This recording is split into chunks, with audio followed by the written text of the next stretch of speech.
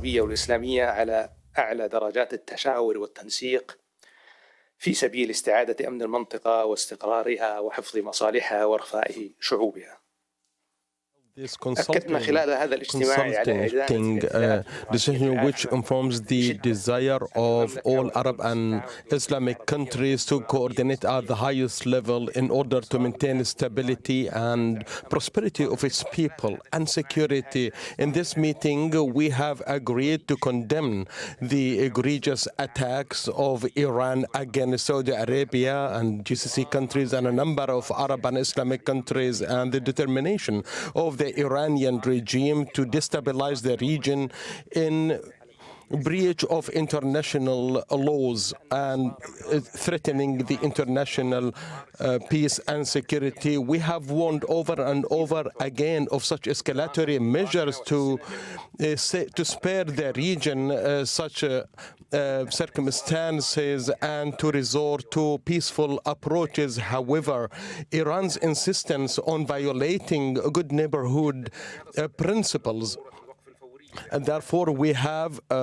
stressed the need for Iran to stop its aggressions and to condemn Iran's attempt to escape blame for such attacks and its human and physical losses. Iran has preemptively planned for the attacks that we have witnessed today, and this is an extension of a established history of supporting militias and supporting its stooges to destabilize the region. Aggression against neighboring countries is a violation of conventions and laws and against the principles of the Islamic faith, and this doesn't serve nor contribute to the Islamic unity, but rather undermines the same. The countries today have stressed that Iran needs to review its decisions. Its continued attacks against our countries would serve it no good, but rather would have adverse implications that would cost Iran high political price and would increase its isolation. And we have called for an unprecedented consolidation. 136 countries, members of the United Nations, and to stress the United Nations resolution that asks Iran to stop its aggressions immediately against neighboring countries. We have also stressed that they need to implement the resolution immediately and to cease and desist from supporting its proxies in the region. And we have discussed the importance of protecting shipping and waterways, and we have condemned Iran's attack on against shipping in the region and closing the Strait of Hormuz and the implications on international trade, and that attacks on shipping is a threat to international trade. This requires a collective action to ensure security of the Strait of Hormuz. The attacks on sources of energy that impacts the international economy and the developing countries and the most needy countries. Collaboration and intense coordination between our nations will continue in light of the developments in order to frame joint stances and to take necessary actions to protect the stability and security of our nations and calling for a broad regional and international action. Thank you. عبد الله الرويز قناة الإخبارية السعودية. Abdullah Ruiz, الإخبارية السعودية. How do you comment on Iran's political discourse, especially in light of the attack against Riyadh during your meeting with ballistic missiles? Answer. Thank you for the question. Actually, our comment is that it's clear that the Iranians didn't understand the message and they don't want to understand the message. They continue to attack their neighbors, their brothers, and they are in while they're calling for Islamic solidarity. How do they expect Islamic solidarity and support while they attack Islamic countries? They hamper their interests. They target their civilians. How could they call for diplomatic solutions while they attack nations that have no relationship to the ongoing conflict? All of this is an indication that Iran has always regarded its neighbors not based on principles of brotherhood, nor with a sincere desire to coexist and to develop, but rather always looked at them with hostility and with the perception that whenever needed they would escalate and target such nations in order to exert pressure on international community. The primary message is that if Iran believes that the Gulf states are incapable of resilience nor respond, their calculations would prove wrong. The political responses are available and non-political responses are equally available on the table. Iran needs to review its intentions if they are sincere in extending an arm of friendship and brotherhood. First of all, you need to uphold principles of Islam, which wouldn't allow a true Muslim to attack their neighbors, especially Muslim neighbors, and particularly civilians and the interests of Muslim nations. It seems that Iran didn't consider all these considerations, and all this comes at a price. Thank you. Thank you very much. Nick Robertson from CNN. You didn't choose this war, yet you are bearing the brunt of it. This is a difficult balance. Can you talk to us about that balance of how you're threading without being drawn in? But at the same time, the question has to be, you've seen an escalation of Iran's attacks over the capital this evening. A very clear message, it would seem, to your gathering of foreign ministers here. The bottom line is, are you going to join the fight? When are you going to join the fight? You just mentioned that there are political solutions and other solutions. So I think Iran's message today was quite clear, as you mentioned. The targeting of Riyadh while a number of diplomats are meeting, I cannot see as coincidental. And I think that's the clearest signal of how Iran feels about diplomacy.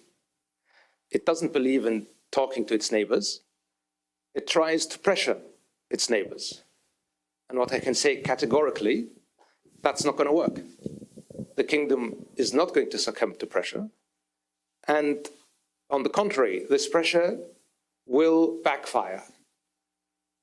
Will backfire politically, will backfire, I believe, morally, and certainly, as we have stated quite clearly, we have reserved the right to take military actions if deemed necessary. And if the time comes, the leadership of the kingdom will take the necessary decision. We will not shy away from protecting our country and our economic resources.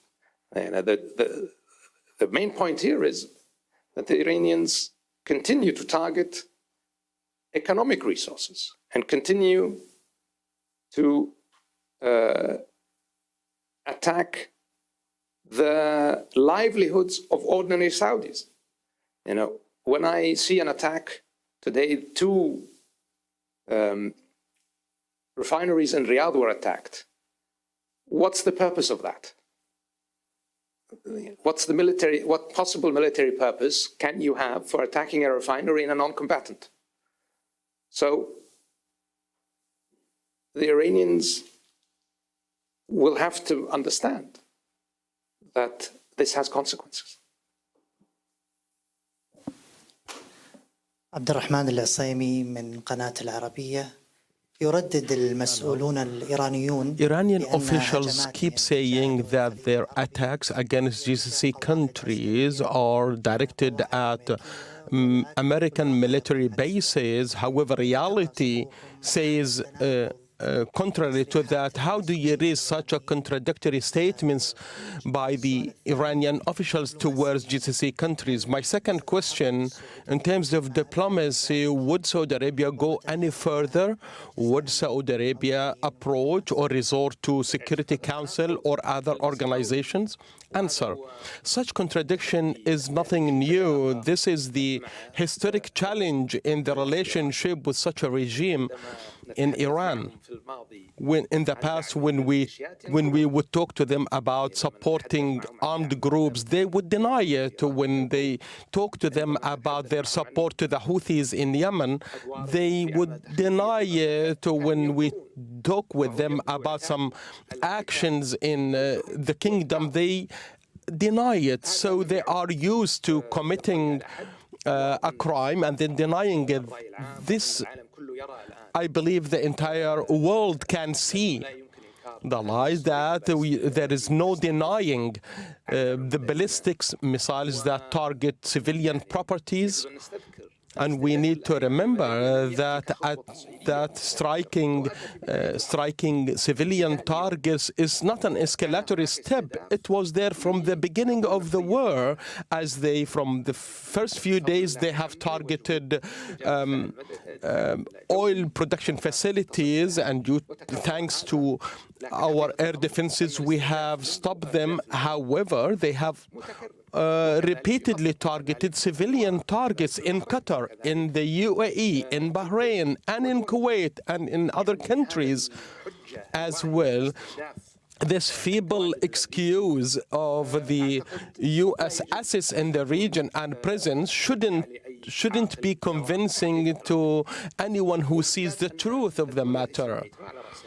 And the countries which I have just named, especially the kingdom, they have sent a clear message to Iran that these nations wouldn't allow their territories to launch any attacks against attack, and any operations would be limited to self-defense. And this is based on previously existing relationships that has got nothing to do with the ongoing conflict.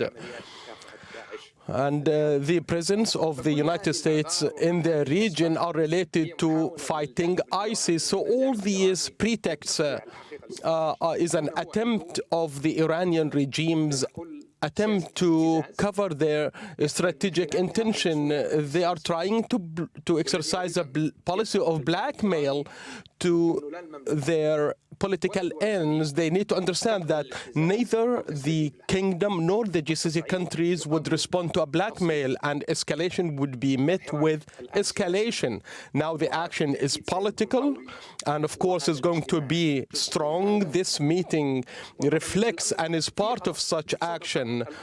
In the Security Council, there is a resolution, and Iran is required to abide and comply with such internationally binding resolution. If they fail to do so, we would demand from Iran to comply with such a resolution. Otherwise, we would call on the international community to force Iran to comply with it and to reinstate freedom of shipping. Such an action could never be justified for a military purpose, that this impacts the energy markets, but it also impacts food markets, as the world relies on fertilizers that are produced in the GCC countries, and the prices are increasing by 40 or 50%. Fertilizers is increasing, and this would have adverse impact, especially on poor countries. Many of them are Islamic nations. This also would impact on the supply of food items and products to the GCC. Saudi Arabia, due to its geographic size, can become a mechanism of resilience that supports the GCC countries due to our Red Sea coastline, and we are coordinating at the highest level to support our neighboring countries in order to stand fast against such aggressions. However, we would never agree that the existing situation continues. Frustration with the U.S. Over this war has been telegraphed, and I think there's a growing fury at Iran for the attacks that are taking place. Is it better for Saudi Arabia and for the states impacted by this at the moment for this war to end swiftly and potentially face an uncertain situation, potentially face an emboldened Iran? Or do you in fact think that it might be better for Iran's capabilities to be further degraded so that maybe this doesn't happen again in the same way? So what I care about now is that the attacks on my country and on my neighboring countries that are not involved in this conflict end. That's all I'm interested in. And we're going to use every lever we have, political, economic, diplomatic, and elsewise, to get these attacks to stop. That's what I care about.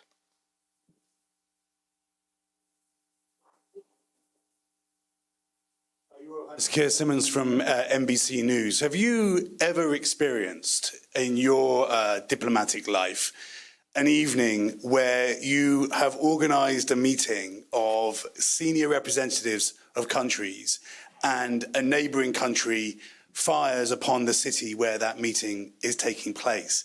And to the point, the question you were asked, just to ask again honestly, can Saudi Arabia now ever envisage an Iran that is able to threaten it with missiles and drones and is able to determine the oil price by effectively closing the Strait of Hormuz? I've not had a long enough diplomatic career to have experienced such a blatant attempt at blackmail as firing missiles while a diplomatic gathering is taking place. And that's what it was. To me, it was clear that the attack today was timed to coincide with this meeting in order to attempt, I don't know, to intimidate those present, to send home the message that Iran will not stop. All I can say is we were not intimidated. We were not in any way convinced that Iran can be a legitimate partner when it behaves this way. So the reality is any re-engagement with Iran, this conflict will end at some point. But I have to tell you, what little trust there was before has completely been shattered, has been shattered on multiple levels. First, because Iran knows that most of the countries in the room today worked very hard to support diplomatic outcomes. Also, because we were quite clear with Iran that we would not be combatants in any confrontation that came. Not only that, that we would not allow our facilities to be used to target Iran, that would be restricted to self-defense. Within the second day, our civilian infrastructure was being targeted, as I mentioned earlier. And most importantly, when we hear from the Iranians and they say, oh, it's not us. These drones came from somewhere else. These drones maybe were controlled by someone else.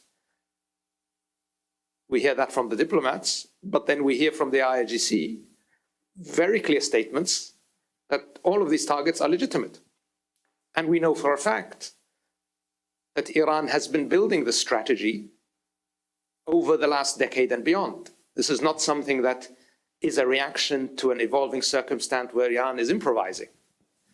This has been built into their war planning, targeting their neighbors and using that to try and put pressure on the international community is something that every report we saw, and now we see translated into action, indicated was the case.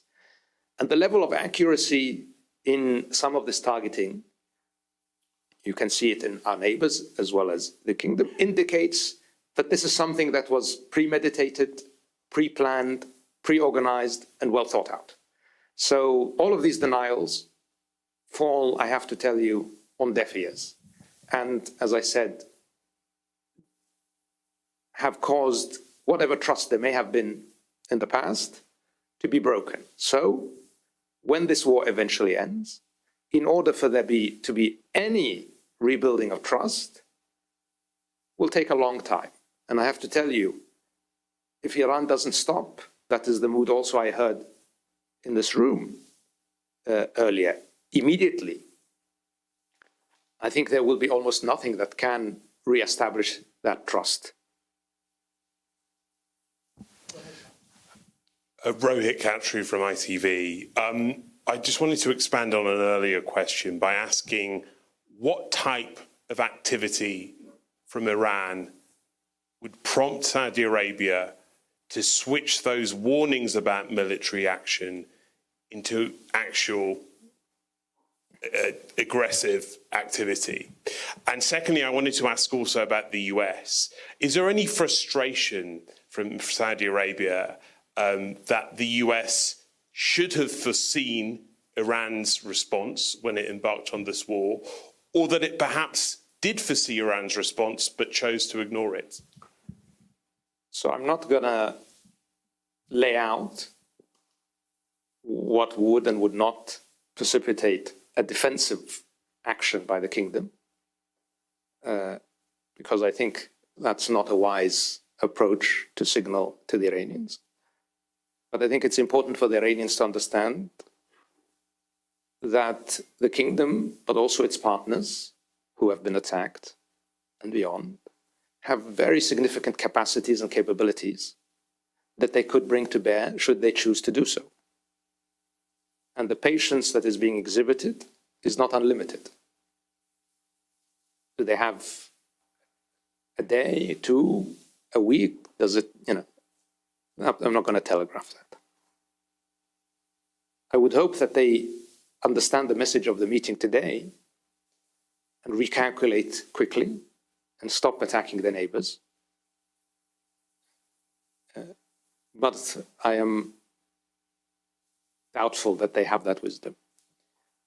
And I think the fact that, as I said, I think that they have attacked us is something that cannot be justified. So I won't get even into this argument of tying what they're doing to our countries to the Iranian, to the American operation. To me, they are two separate issues. And regardless of any other factor, I am not going to justify or allow this equivalency between the war that Iran is engaged in and the war Iran is trying to draw me into. مع الوزير جمال الوصيف قناة القاهرة Jamal Wasif from Al Cairo News Channel. The continued Iranian attacks, Your Excellency said that Iran is no longer a strategic partner, nor there would be any collaboration due to such aggressive actions. We would like to know when this war could come to an end. Are there any lines of communications with the Iranian regime, especially in light of the elimination of the first rank of leadership in Iran? So how do you communicate with the Iranian regime and how such aggressions would come to an end?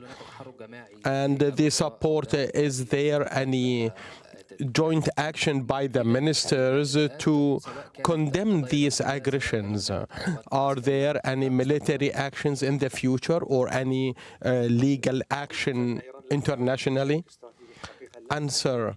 You said that Iran is no longer a strategic partner, but rather the fact is that Iran has never been a strategic partner. This is an opportunity to send a message to the Iranian people. Iran could have become a strategic partner in the region had they decided some other approach rather than building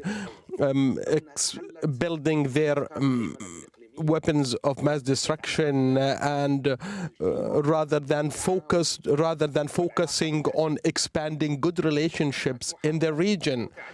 There were multiple attempts from the kingdom and other GCC countries to extend the hand of brotherhood to Iran, last of which was the Beijing Accord.